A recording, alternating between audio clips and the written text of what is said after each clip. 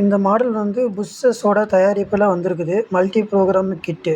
இது வந்து நானே ESP32 வந்து அசெம்பிள் பண்ணி அவங்களுக்கு பே பண்ணி காசை அக்கௌண்ட்டில் அனுப்பி அவங்க வந்து லேப்டாப் மூலிமா அவங்க ஃபைலை அமுச்சு விட்டாங்க. அந்த ஃபைலை வச்சு நம்ம இன்டர்ஃபேஸ் பண்ணி USB கேபிளில் இன்டர்ஃபேஸ் பண்ணி ப்ரோக்ராமை லோட் பண்ணிட்டேன். இது ஒன்ஸு ESP32 கம்ப்ளைண்ட் ஆகிடுச்சின்னா நம்மளே போட்டுட்டு அவங்களுக்கு ஸ்க்ரீன்ஷாட் அமுச்சு விட்டா அவங்களே பண்ணி கொடுத்துருவாங்க.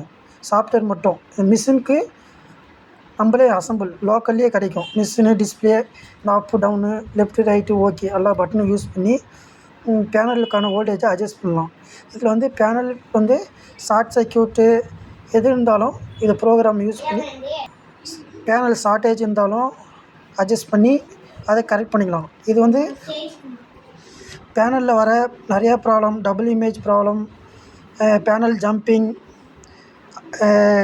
பேனல் நாய்ஸ் வோல்டேஜு, இது மாதிரி பேனலை கட் பண்ணி பைபாஸ் பண்ணிட்டு அதில் வந்து வர நாய்ஸு கலர் சேஞ்சர் ஆகிறது எல்லாத்தையுமே இதில் யூஸ் பண்ணி வோல்டேஜ், அதாவது VGH, VGLன்னு சொல்லுவாங்க. அதாவது I2C இருக்குது தானே, அந்த I2Cயில் உள்ளார போனீங்கன்னா அந்த LG, சாம்சங், பேண்டா எல்லா பேனலோட ப்ரோக்ராம் லோட் பண்ணிக்கிறாங்க.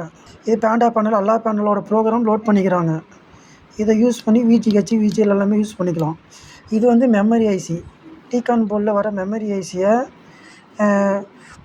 கழட்டி இல்லைன்னா அப்படியே, அதாவது உதாரணத்துக்கு இங்கே ஒரு நிமிஷம், சாம்சங் பேனலோட இது வருங்க SPIன்னு ஒன்று இருக்குது. அதை கொடுத்து ஓகே கொடுத்திங்கன்னா இதில் auto detect mode, manual mode, OS backup manual, restore manual இதில் இருக்குது. ஆட்டோமேட்டிக் கொடுத்தா அந்த இதில் என்ன ஐசி இருக்குதோ அதை ரீட் பண்ணிக்கும்.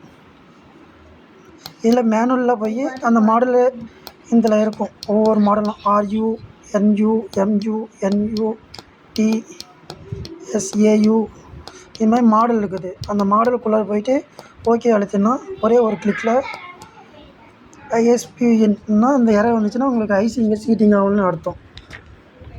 ஐசியை சீட்டிங் பண்ணிட்டு ஐசி சீட்டிங் பண்ணி ஓகே அழுத்தினா மறு வோல்டேஜ் காட்டுது. இதில் வந்து VGHஐ அட்ஜஸ்ட் பண்ணலாம். இன்க்ரீஸு, டிக்ரீஸு, VGL அட்ஜஸ்ட்மெண்ட்டு கொடுத்துட்டு ஓகே கொடுத்தா உங்களுக்கு ரைட் ஆயிரும்.